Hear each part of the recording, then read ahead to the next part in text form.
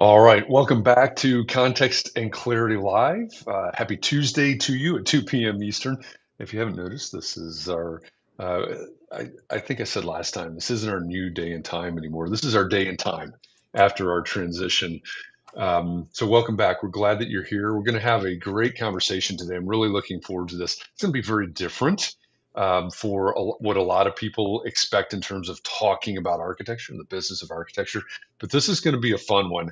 And this is also going to be probably a demonstration of exactly how small this world is. So I'm looking forward to this conversation. As usual, I am joined by Katie Kangas. Welcome back, Katie. Great to be here. I see Mark Um, was the first one to join us as well. so we've got to Zoom. deliver a crocheted bathtub to Mark Arlepage. I or a crocheted motorcycle cover in honor There of you today's. go. There you go. Yeah, yeah. That'll be the new thing. We'll go from crocheted bathtubs, that award that we gave away for 3 years, I guess it was, to just a topic specific crocheted item. That's what we'll start doing. That sounds good. All right, we'll do that. So that's good. Mark says, "Vroom vroom." Looking forward to this conversation. Yeah, I know that he is. I see Scott Thrift over there. He's joining us from San Francisco. He says, "Blue sky, bed is made." That's a callback to our conversation this morning on our morning mindset call. And it says, "Air Force One is just down the street." If you are on Facebook right now and you're commenting away, you say, "Hey, why isn't my comment showing up like Mark's or like Scott's?" It's probably because you are in a closed Facebook group right now and you have to give Facebook permission to let your name, let your likeness, let your comment out. And so if you go to the URL, open up a different browser window and type in this URL, chat.restream.io/FB, like Facebook. So chat.restream.io/FB. And a couple of clicks later, you'll give permission to Facebook to let all those things out. And your comments will show up like Mark's and Scott's are. And a reminder, if you've done that before, you say, "Hey, I've done that. Why isn't it working?" The permissions expire at some point. I don't have any idea what the time frame is, but they expire. So just try it again. Um, and it should start working. If you are on LinkedIn or YouTube or Twitch or Twitter, that's not usually a problem. So if you're having a struggle with it, I don't really have a great answer for you, but maybe try chat.restream.io/li as in LinkedIn. That might answer some questions, but it's usually just a Facebook permissions thing when they're not showing up. So we're glad that you are all here today. And Katie, how is everything up in Minnesota? Oh, we're doing great. We're prepping for the 4th in 2 weeks. There's a lot of fun on the horizon. And Very good. actually, this is weird. I just picked up a bunch of crochet kits for my daughters over the 4th, and they're all little animals, but maybe we need to expand our boundaries. Well, we can employ your daughters to create crocheted awards. That would be a Hmm. lot of fun. Yeah, homemade, right from the entree architect community. That's good to know. We'll have to talk about that. See if we can hire them. I'm back from Boston. My son and I got back late last night, so I'm a little bit bleary eyed today. But we're going to have a good conversation today, and there's a connection. Speaking of my son and I, there's a connection with today's guest here. So I'm looking forward to this conversation here today. And again, as you join the conversation today, say hi. Let us know that you're here, just like Mark and just like Scott. Say hi and let us know that you're here, and also let us know where you're here from. It's fun to see where everybody is. We've already spanned coast to coast here in the United States, from Waxhaw, North Carolina, to San Francisco, California. So we've spanned the country already. But where are you as we have this conversation? Katie and I are holding down the Midwest. Our guest is here with us in the Midwest, and so where are you? Be fun to find out. Jessica is joining us, listening in from Los Angeles as usual. So welcome, Jessica. Glad you're here as well. Well, why don't we kick it off? Our guest today is an entrepreneur. I think he's a storyteller and an artist. He's definitely a designer. He's the son of an architect and an architectural historian, and he's fascinated with vehicles. It'll be fun to see what the correlation is there. He's the founder and lead designer of Janus Motorcycles. Richard Worsham, welcome. to Context and Clarity Live. Hello. Thank you for having me. It's good to be here. It's great to have you here. And as I mentioned, and we were talking before we went live, my son goes to Goshen College, and that's basically right down the street from Janus Motorcycles. So he and I have looked over the bikes outside the shop and inside the shop. We know where you are. We know what you do pretty well. So this is fun to make this connection today. Yes, in fact, Goshen College, the gates of Goshen College are about a couple of blocks down 8th Street from my house. So I get to drive by it every day. Very nice. So, are you aware of what the dining hall is called? What they refer to the dining hall on the Goshen College I've campus? heard it, but I don't recollect. No. They call it the Rot. The Rot. Yep. So, Yep. The Rot. No. I think that's shortened for something, but to the students, they say it's descriptive, but that's for them to debate, I guess. My only knowledge of the dining hall is that we call our two senior service techs who are both in their 60s. We call them the Jogs, the Janus old guys, so they call themselves that. And they both went to Goshen College together, and recall the time that John rode his motorcycle through the dining hall. All right then. So yeah, we've got a lot of Goshen College folks around. Nice. Good That's stories. like Goshen College's version of Animal House, I guess. Yep, and his buddy, who's the other Jog, rebuilt an entire motorcycle in his dorm room at Goshen College. So, All right. This is excellent. Did it That's fit great. out of the dorm room when I think he was. The project was evicted before he finished it. Oh, And speaking as someone who pays the bills, I'm pretty sure that there's a pretty hefty fine because Yeah. we seem to get fined for an awful lot of things. So Oh yeah, I'm sure. Yeah. yeah, dorm related. So yeah, I'm not going to let my son know about the dorm room project there. I don't want to pay that fine. Well, it's great to have you here, and I love the connection. And we'll get into there's another connection with this community. We'll probably touch on that here a little bit later. But as I said in the introduction, you're the son of a couple of people that have their roots in architecture, and your roots are also in architecture. What was it like growing up around a mom and a dad that architectural historian? What is so I must phrase this a different way. What does that do to a kid?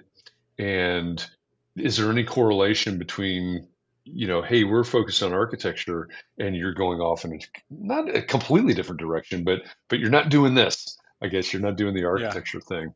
What's it like growing up in that environment? Well, I mean, I first of all, I'll just say I have only the most fond memories of it. Really, my parents were pretty unconventional with the way that they lived their life and raised us. We lived on in a beautiful. I'm from Virginia originally, and Virginia has a tradition of resort springs dating back to the 18th century, healing springs, and many of them are still around. The Homestead, the Greenbrier, are maybe they're still in existence, but we grew up on one that didn't make it, called Yellow Sulphur Springs, and in fact, the sulfur part of the name was only added as a marketing ploy in the late 19th century. It does not have any sulfur, but beautiful antebellum buildings, and we lived in an old cottage because they would have these row cottages that would surround the hotel, and this healing spring would be in the middle. One of the cottages my father converted into his architecture studio with a couple of rooms, and everything was in a row, even our house. And he was able to walk over to his office and work, and it was kind of ramshackle, plaster falling, and he practiced architecture either as a sole proprietor, kind of small, single man office, or at the most he had one or two employees working for him. So he was also, this was really, I mean, I have a lot of recollections of that before the advent of CAD. And so he was hand drafting everything, lots and lots and lots of yellow trace. He would bring it back and post it up on the, in the kitchen for everybody to look at version M, if you go through all the different versions. So I definitely have very, very fond memories of that. And I think the main impact of that on me was that I saw lots of section views and elevations, all this orthographic representation. And so as a kid, I mean, well, the other half of that story is that my mother, both of them really, but my mother homeschooled us. So we had this beautiful kind of 56 acres to run wild on and be homeschooled. So we pretty much just ran wild, but within the context of a lot of drawing. And so that was kind of our thing, was drawing a lot. And just because of, I think, I mean, in retrospect, it's because that's what we were seeing, drawing section views. And then just, I mean, we had some neat, my mother always had an old Volkswagen Bug. So she's always had a kind of a love of old cars. She's always wanted a Morgan. Someday, maybe we can find her a Morgan, but another impractical vehicle. But I immediately started drawing cars. And I think that's probably something that's universal to kids, is drawing, an interest in vehicles of some kind. But then I started doing section views, and it's like, how does the suspension system work? And buying books on trying to understand that, and digging into that. So a lot of reading. My parents read to us a lot. And when we went on tour, probably the thing that grated on my brothers and I, they're four boys, was we go on a tour, we would, go on a trip, and guess where we would be visiting? All the old houses. And so that got a little, as a kid, that got a little old. But now, of course, I do the same thing to my children. But yeah, my mother has an architectural history degree, and my father has a architecture degree from, well, I mean, it's kind of the Virginia version of we were just talking about before we got on about Purdue, which is here. It's the state state school here in Indiana. Agriculture, this is a big focus there. Engineering, same thing was the case with what used to be called VPI. It's now Virginia Tech. That's where my father went, and then he went back for a master's degree in architectural history at UVA. So I went to the opposite end of the spectrum. The rival school. Yeah. The rival school in Virginia. Yeah. So I don't know if I'm getting off the rails a little bit here, but he was always interested in traditional and vernacular architecture, and was not trained in that. Of course, in the early 70s at Virginia Tech, like every other school, they were being trained in modernism, and he had no idea how to do. He was just interested in vernacular architecture, and so by starting to do he did a lot of architectural surveying. And then he would kind of, looking back on it, I think he was bolstering his architecture practice. We would just survey historic buildings, and he surveyed much of Kentucky, of the historic buildings in Kentucky. He'd just do it county by county, and that involves going out, drawing a floor plan, talking to the people, learning as much about it, and then it would be either end up nominated as a historic National Register, site or whatever. And so I did have a lot of fun with him as a child, driving around, visiting these historic buildings in rural Kentucky or West Virginia or Virginia. But anyway, that's where he got interested in vernacular architecture and, trying to figure out what that was. And then when he went back to UVA, after having dipped his toe in that kind of traditional architecture without really knowing what he was doing as much, I think, he studied under a teacher named Bill Westfall, and, among others, learning about traditional architecture and classical architecture. And it was really transformative for him. And for me, through him, I was able to I remember going to classes with him. He'd drag me along, because he went later in life, when I was in my teens. And from there, he entered a competition for the Charles City County. That was a design competition, and he did this really wild neoclassical version, just kind of on a whim, and actually I think he ended up with it was either a third place or I think he placed in it. Did really well, and that was kind of kind of an eye opener for him that this was happening. And then, kind of to jump a little bit ahead, I got to study under that same teacher, Bill Westfall, at Notre Dame, and that was really the reason I went there. So, long rambling answer. Rambling. Yeah, we're going to get into rambling in a minute. But you mentioned Notre Dame, also in Indiana, by the way, for those of you that are not aware. Yes. Yes. But I do know that we have several in our community that are Notre Dame grads, so they're cheering silently behind the scenes for the Fighting Irish there, I guess. And you're speaking Katie's language too, because Katie, you're, I'm sure your ears perked up when you heard about the preservation. Architecture. Yeah, I got into it through art history and historic preservation. And so the path your dad took, it's like, I'm taking my kids with me to these old buildings. This is history repeating itself. Yep. Mm-hmm. But I love it. The term vernacular is just an uncaptured part of architecture history that I just love hearing that people are diving into more. There's just so much to unpack. Very cool. There is a lot to unpack, and it's been unpacked in a lot of different ways. It's not a strict definition there, but yes, so true. It's interesting to think about. Mm-hmm.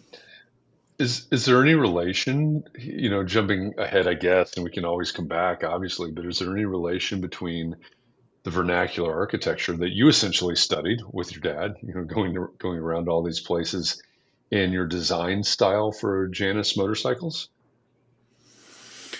Yes, that's a really good question. I haven't thought about vernacular a lot lately. It's a really good question. I guess we'd have to come up with a definition of what vernacular is. Sure. This is true. So I'm curious. Go ahead. The design process. We could dive into that more, but specifically the design style. The idea of your dad taking a design style that's older and then recreating it in a fresh way. And kind of you're making new classic motorcycles. They don't look techno, not like Tesla style, new car design. You're doing new designs of motorcycles, but so inspired by that older aesthetic. Is that? Oh yeah, kind of... absolutely. Oh, so absolutely. Okay. I'm really intrigued by that question of vernacular. What we're doing, I haven't thought about in terms of that. I primarily think about what we're doing in terms of maybe more like just a traditional architecture or even classical design, which basically would be the difference. The most strict separation would be that it's something that finds value in the past and feels like we can learn from it, and that also accepts a sort of constant in human nature that doesn't change, and that so if you make that if you're willing to assume that, then you can say that if something worked really well in a previous century, at least on the human scale, it's going to continue to do the same thing today. Whereas that you would kind of oppose that with the idea that the new and the unique and the novel is worthy of is the standard by which we establish value, which would be, maybe I'll be a little rile some feathers up, but that's kind of the central tenet of the modernist movement, which is that and there's a lot of value there that trying new things is really important. You want to innovate and come up with new stuff, but you have to kind of pair it with an understanding that there's a way that certain buildings work best, and just throwing that out the window can be a mistake. And so that, to kind of get to your point, Katie, for us, the I don't have this shirt on now, but I do have a Janus shirt, but it's not the right one.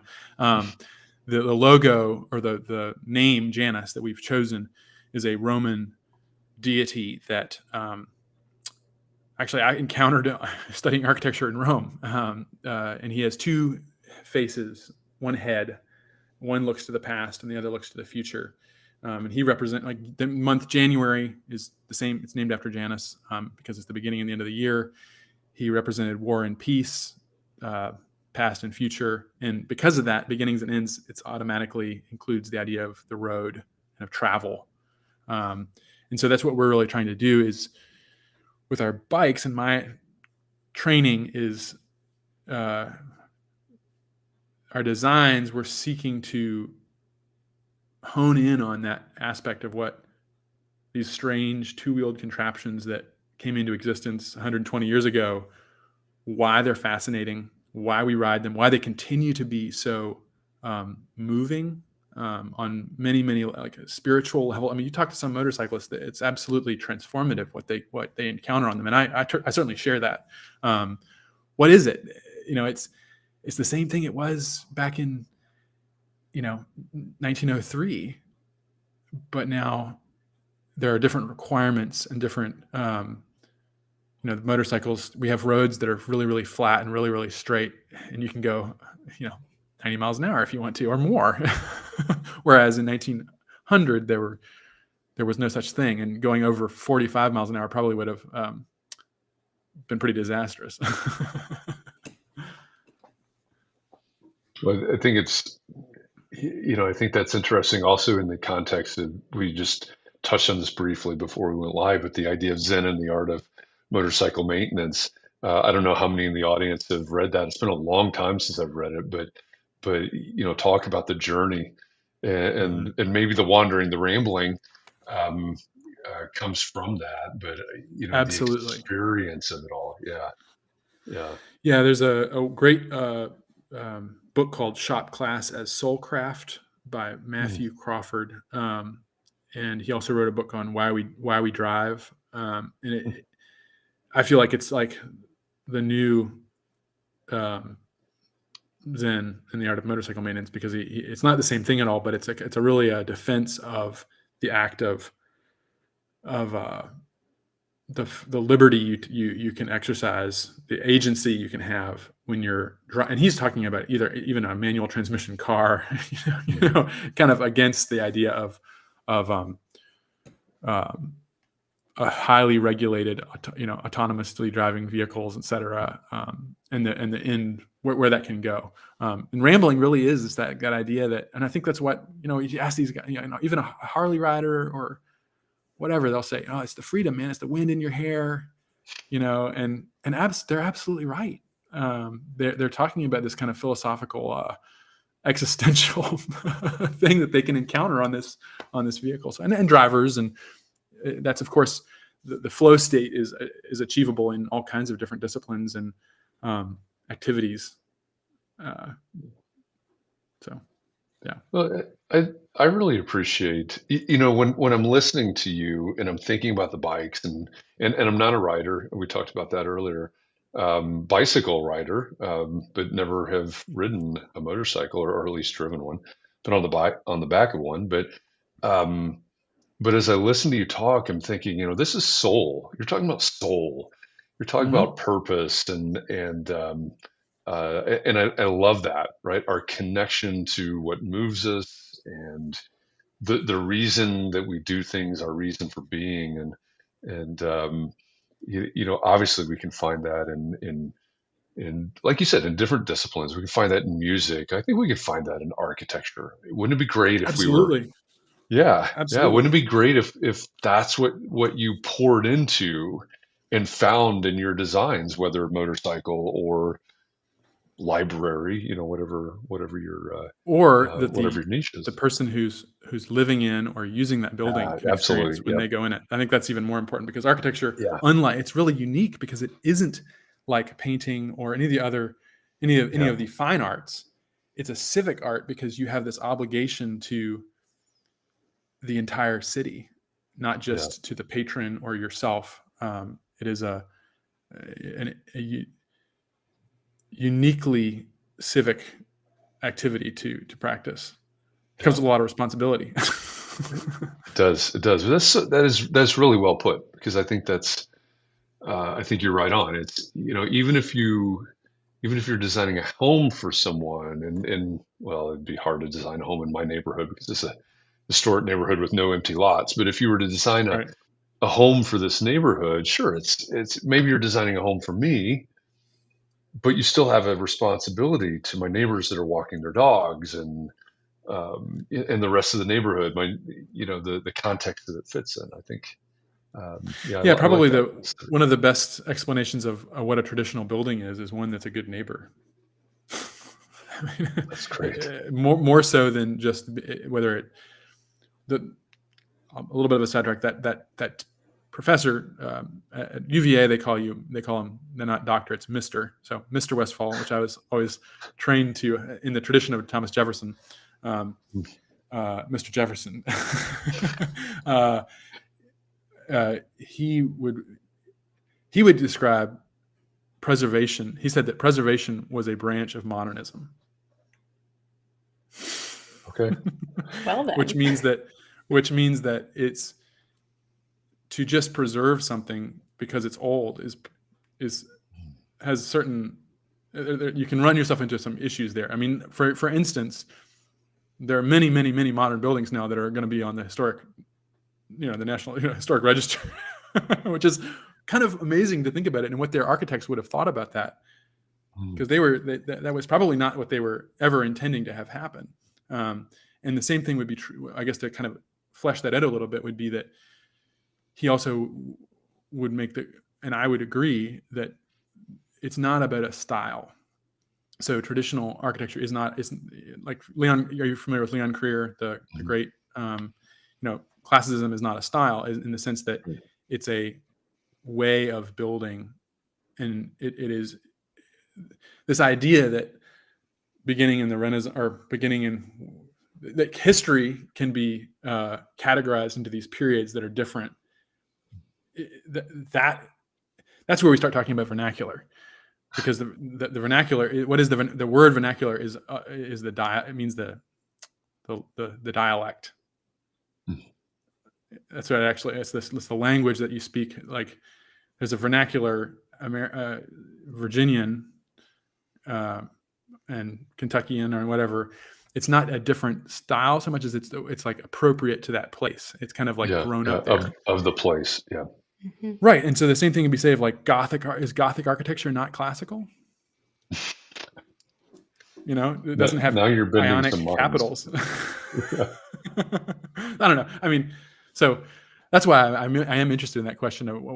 I'm not sure I'm prepared to answer it with what the vernacular and how that applies to Janus. I think maybe the vernacular aspect of it is that the fact that we've been molded, and I'm getting a little bit ahead, because if you don't know what we do, it's a little weird here in Northern Indiana. We have this RV industry, which 80% of RVs are made in Elkhart County. So RV capital of the U.S., which means that we have a vast wealth of manufacturing, just incredible. We also have a huge Amish community.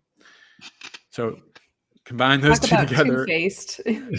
Yeah, exactly. And much of our motorcycles, like many, a huge proportion of the components for our bikes are made by Amish, working off the grid with welders. Very strange. But what that does is it has molded us. There's certain things that we lean into because it's easy. It's like you just kind of fall into making the fuel tank this way, and the same thing would be true of the RV industry. And we leaned away from doing it the way that many other people do it, because that's just not easy to do. Our fuel tank would be a great example. The Halcyon is it's our most sold model. It really defines what we do. And the fuel tank on that bike is it's half of it is my design, and the other half is a Amish brush mower cowling that was available to us because of the way it worked, and it turned into this. I love the way it looks. It defines the look of the bike. But to me, that might be an example of the vernacular. Yeah, that's exactly what I was thinking. Because it is. And so, this is me geeking out a little bit, because I know exactly the area that Richard is talking about. Elkhart County is Goshen is the county seat for Elkhart County in northern Indiana. And that is one of the ironies, I don't know, of that area is RVs and Amish. And when you're describing how those fuel tanks are made, and I think, when I was in school, Jersey Devil architects, I forget who it was, but somebody from Jersey Devil was a visiting professor at Ball State when I was there, and much of their design was very much of the place. It's like, what can we get from this place? Is it stone? Is it wood? Is it craftspeople?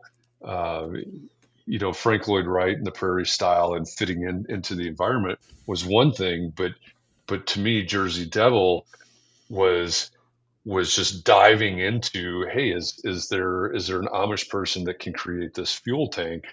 Um, Yeah. that absolutely fascinates me, because I think we are getting into the vernacular of Yeah. of motorcycle design. Yeah. I think you Yeah. are. I think so. Yeah, it seems to be diving into the how and maintaining that connection to the craft. And I think Mhm. architecture gets divorced from that with our software and everything else, and not like the way your dad just researched buildings and was on site seeing how things were put together and made. We don't have that so much. And when you're doing things modern, you're trying to innovate on something that's never been done before as well. So it's incredible that you've got that conversation going and you've got that close connection to your craftspersons. It's awesome. Mhm. Yes, that's a good question too. The idea of the role of the craftsman in the design. I think that's another area where I'm actually encountering this now with some of our advanced design tools that we use. We've started using 3D, where we have essentially, you have the digital twin of the physical model, which is a completely new idea in the world of design. And I really have serious misgivings about the implications of that long term. And the reason I bring this up is that, like, I think of the traditional architect, and one of the reasons that the vernacular, maybe I'm making this up as I go here, the reasons that vernacular architecture exists is that the design of traditional or buildings traditionally was so limited.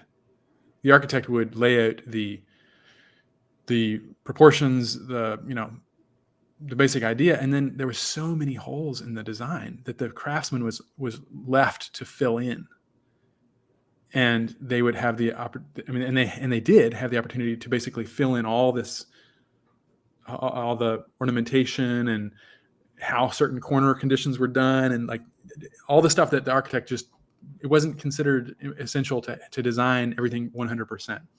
And I think I don't know if I'm going to misquote my architectural history, but like Sir John Soane in the Bank of England was one of the examples of where he just basically said, no, I'm designing everything, and there's no room for the craftsman to mess with my design. And then now we have the kind of statement architect who, it doesn't matter what you think. It doesn't even matter what the people that live near it think. He's going to do it his way. And the craftsman has to just bend to that. And then we have the idea of the digital double, or the idea of this that's so universal, I think, now, where the building, you can have this model that has that not only is used for the design of the building, it's used for the maintenance of the building, because the maintenance crew can then access where the water fountains are or something, and keep it going. And we're doing that essentially with our design here at Janus too. We have a much more advanced design, and I'm kind of muddling my way through it, figuring out how it all works. But yeah, I don't know where we'll go from there, but Yeah.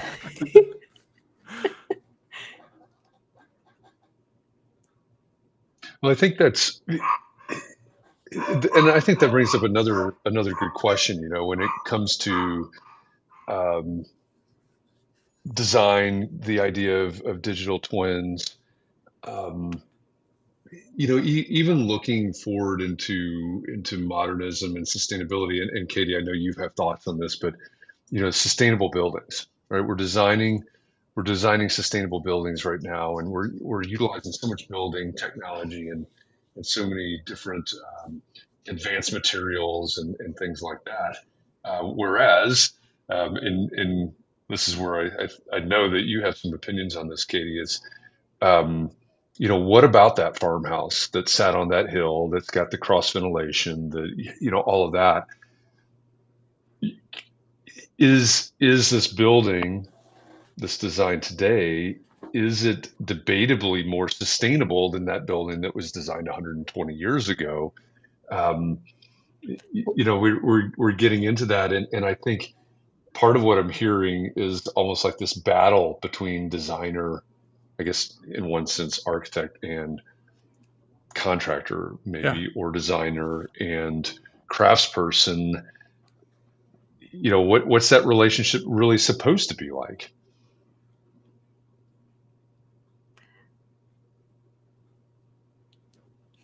Yeah.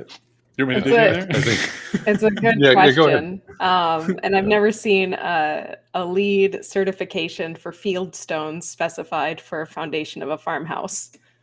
So I don't know where that would rank on their sustainability checklist. So it's interesting because that is the total new, and then you've got the total old, and where do we meet in the middle as building science is changing, and it sounds like motorcycle science is changing a bit. So don't know what the next hurdles are for you. So how do you tackle, has this design process related at all to what you saw your dad do with iteration XYZ? Do you still? Yeah. Oh yeah. 100%. I mean, yes, the simple answer is yes to that. I think it absolutely, it's interesting to think about the sustainability. In the vehicle world, we're all looking at electrical vehicles and the implications with the trade-offs of battery, the environmental impact of all these things. And I think back to like the Matthew Crawford's idea, the book I was referencing about, like, running that old stick shift, maintaining it, maybe in your front yard, these, like, he always makes the argument of like these, less wealthy neighborhoods where people are cars up on blocks and they're working on their car. Is that more socially, what is the role of that compared to, driving the latest Rivian? And the same thing would be true of buildings.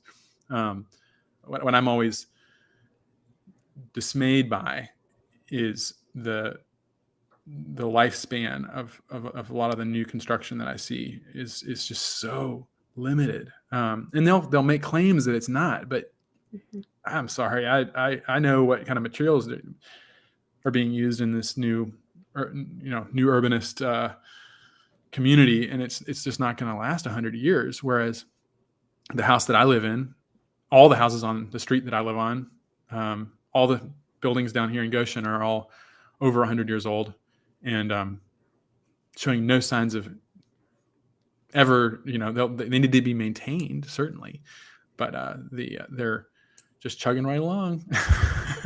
And so there's a lot to be just the metrics that we use need to be evaluated, and there's I'm going to get really off the track here, but there are other things than, like sustainability has to do with the whole experience of life on planet Earth, and whether a building is soul crushing or inspires a thriving community should also be a factor in the judgment of a building's long-term success, I guess. So I think about just the efficiency, the obsession with efficiency that, and I don't want to come across like I'm knocking LEED, because I don't know much enough, and I don't know enough about it. I often just see a lot of glass and a lot of open. I'm like, how is that really efficient? But there's this obsession with how efficient it is, and which is laudable. I think that what typifies our century is a massive waste of resources, consumerism.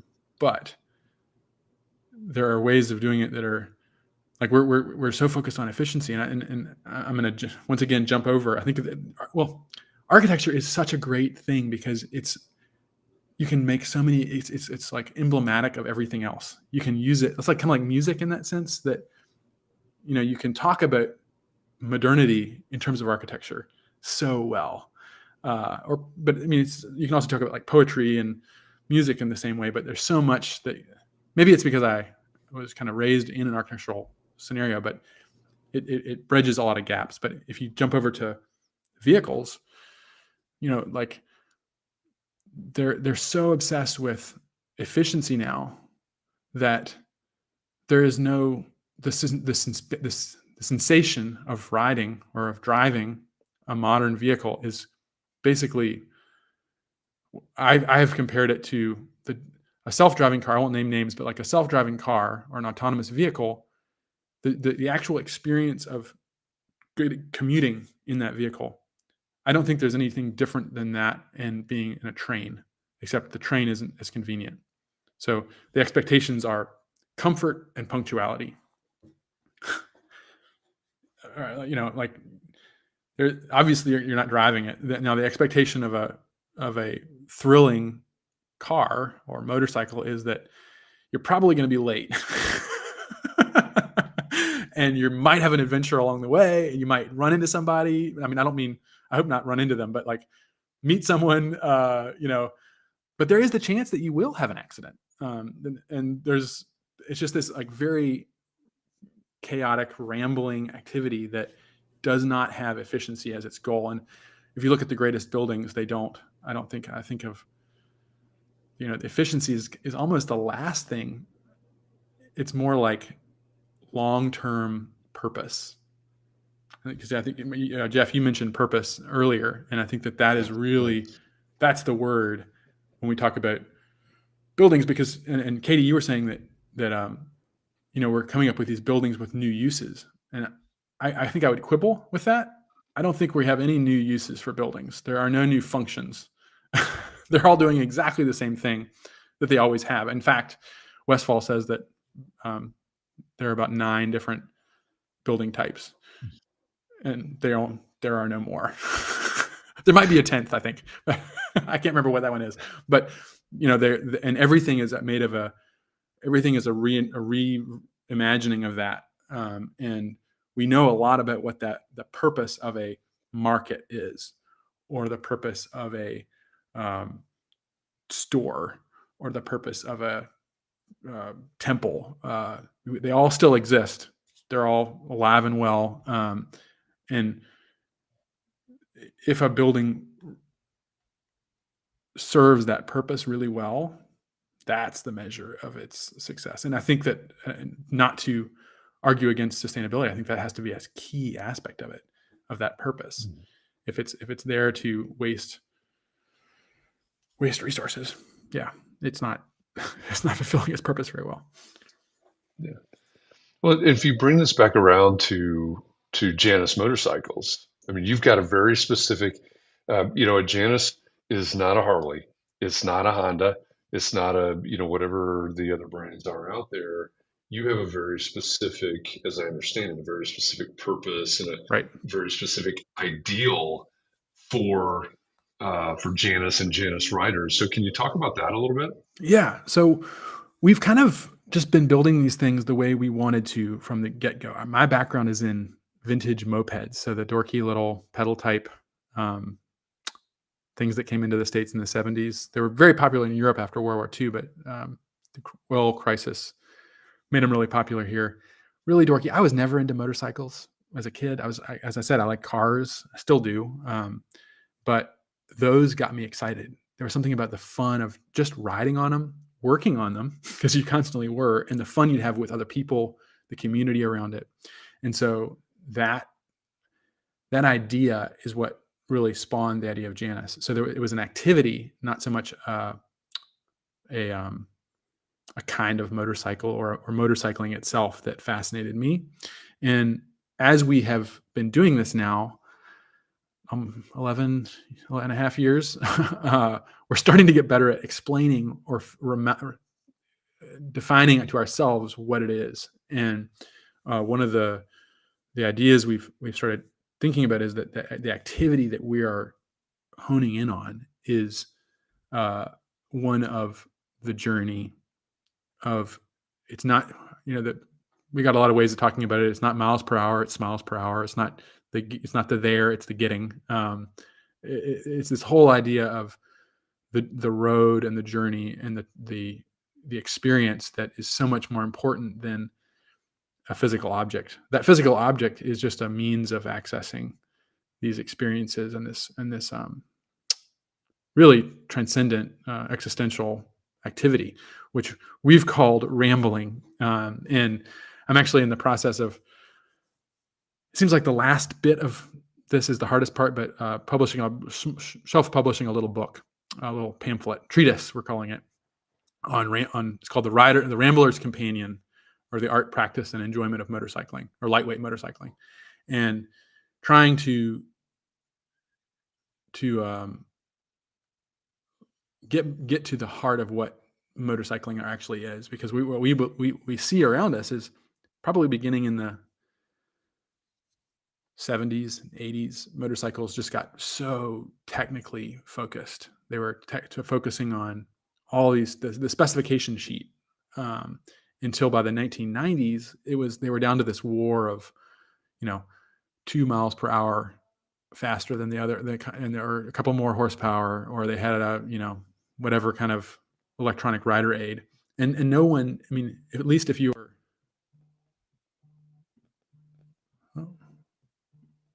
at least I thought I'd lost the connection there. At least if got you. Okay, at least if you're a law-abiding citizen that had a concern for your own neck, you're not going to be able to even experience.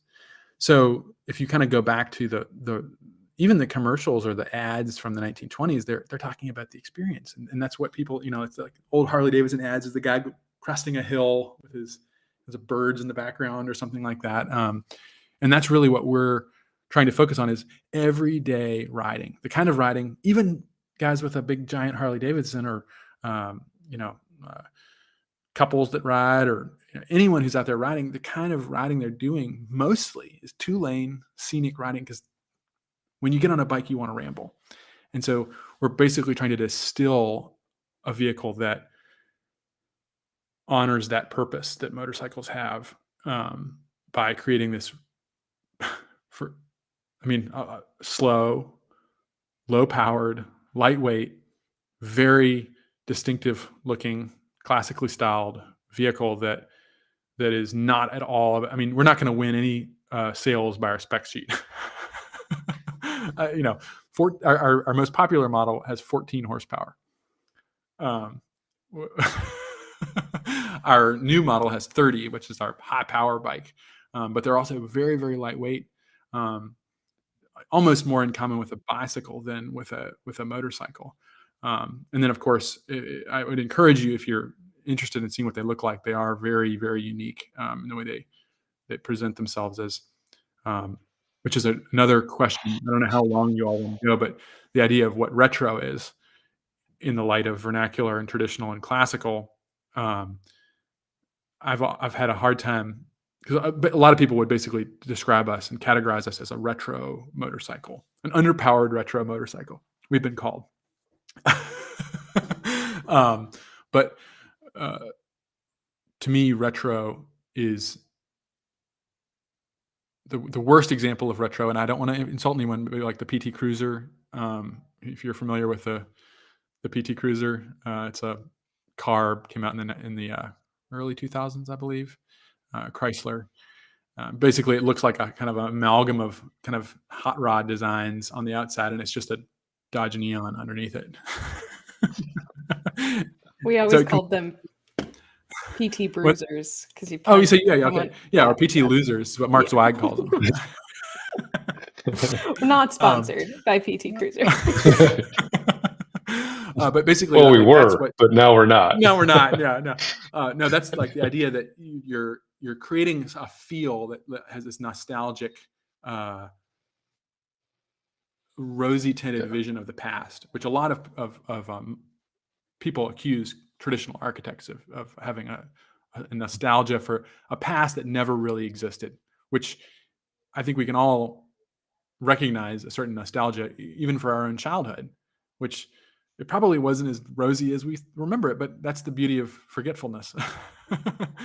But rather, what traditional architects and what we claim with motorcycles is that there was something that these things had a more direct connection with a different kind of purpose than the modern vehicle. So I'll illustrate that with the PT Cruiser. The PT Cruiser is a modern vehicle, fully boring, straightforward, has no driving quirks, characteristics, or qualities that make it unique. If you're inside it, I don't know how you'd know that it looks cool unless the people put flames on them and stuff. Whereas if you drive let's give a high-end example, would be a Bugatti or a Bentley 4.5 liter car from the 1920s. Talk about character. It takes skill to even start the thing, much less keep it running and operating. But it's absolutely thrilling to drive. But we could also take the opposite end of the spectrum, like my mother's old Volkswagen Bug, or my first car was a Volkswagen Bug, 1972. Absolutely thrilling experience. When you get to 70 miles an hour, the stick shift is, vibrating. The windshield is about, 8 inches from your face.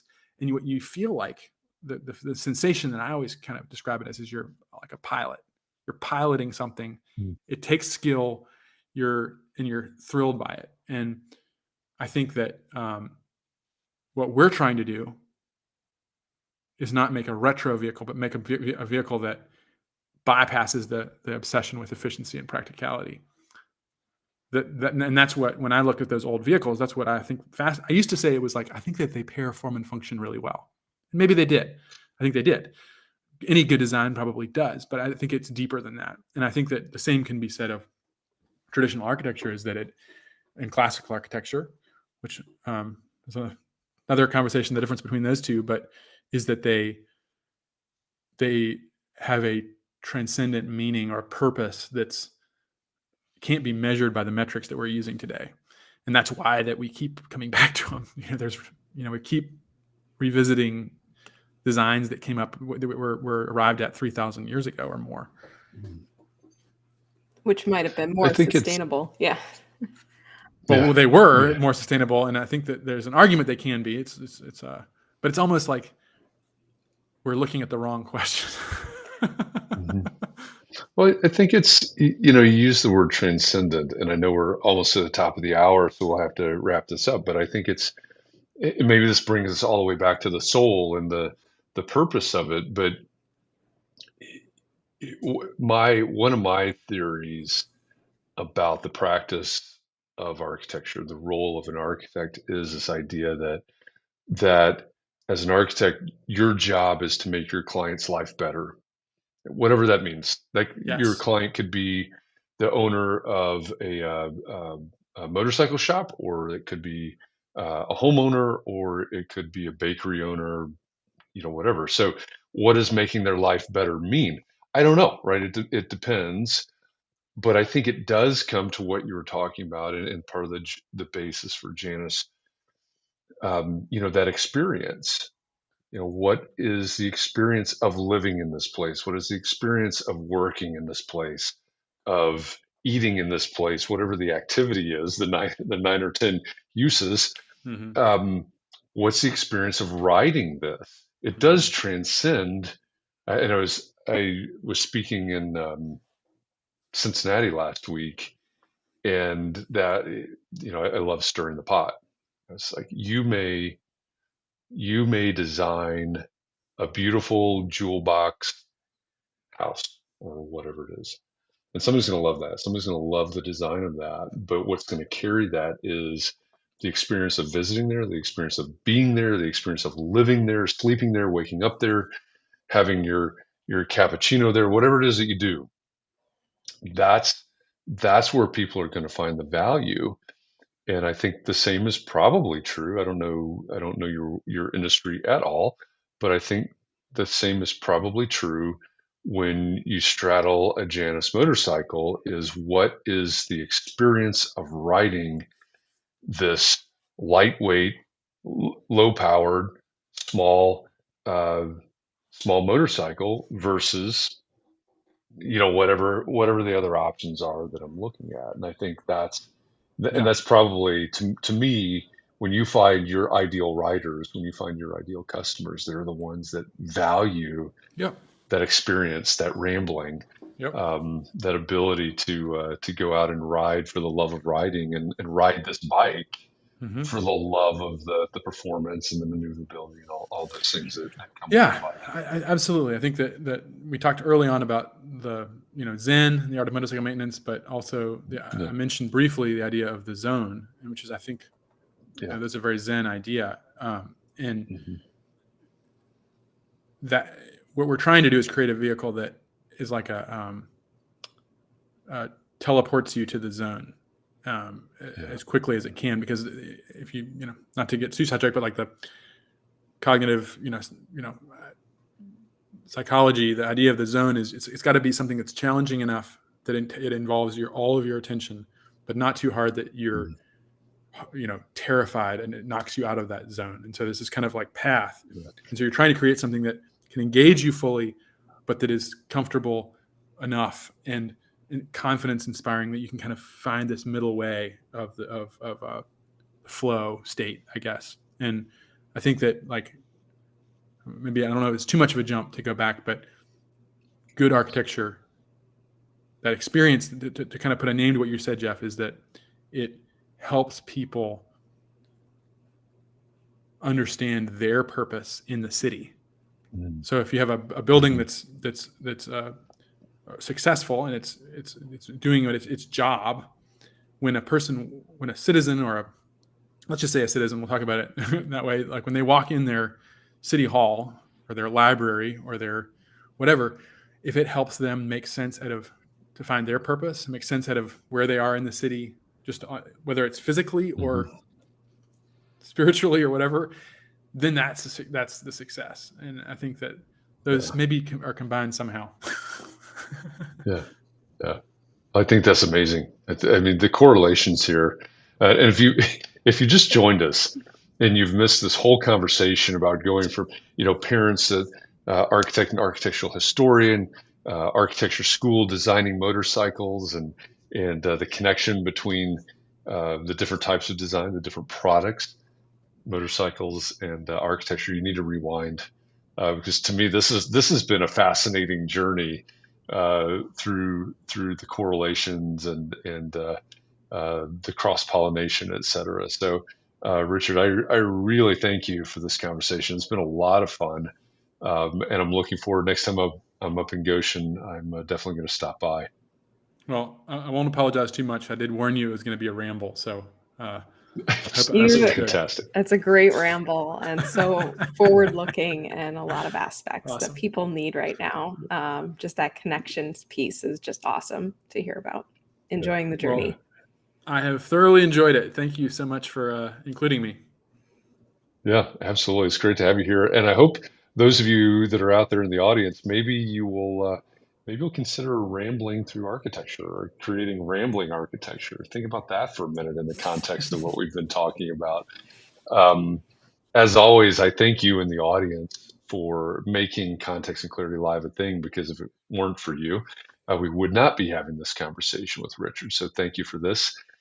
Katie, as always, thank you for being my co-host for these great conversations. And my hope for all of you, as always, is that you'll find a little bit of time to breathe and relax, find some way to rejuvenate. We don't do this every day anymore, but we do this every week. You still got to pace yourself. You still got to find a way to keep going and to keep up the energy for all of these conversations, plus your work and everything else you got going on. So thank you for this. We'll be back again next week on Tuesday at 2 p.m. Eastern with Emily Sikorsky. And she's a repeat guest. You'll have to go back and find her in the archives of Context and Clarity Live, but it will absolutely be a good conversation with Emily. She was also a speaker at the Entree Architect Community annual meeting in Austin last year. So Emily is a friend of the show, and so we'll talk to her next week. But until then, go over to janusmotorcycles.com. The URL's in the bottom left of your corner, or bottom left-hand corner of your screen right now, and find out more. It's a great website, great bikes. And I'll tell you what, if I ever decide to take up motorcycling it will probably be on a Janus. So I see Scott Thrift's got some comments over there. We'll be here. Stop on by. There you go. Yeah. So Scott's got an interesting connection to Purdue and now to Indianapolis. So maybe I'll have to drag Scott up to Goshen. We'll do a little field trip to Janus. We'll make it a thing. So with that, everybody, appreciate you. Thank you for this, and we'll see you again soon. Thanks, everybody.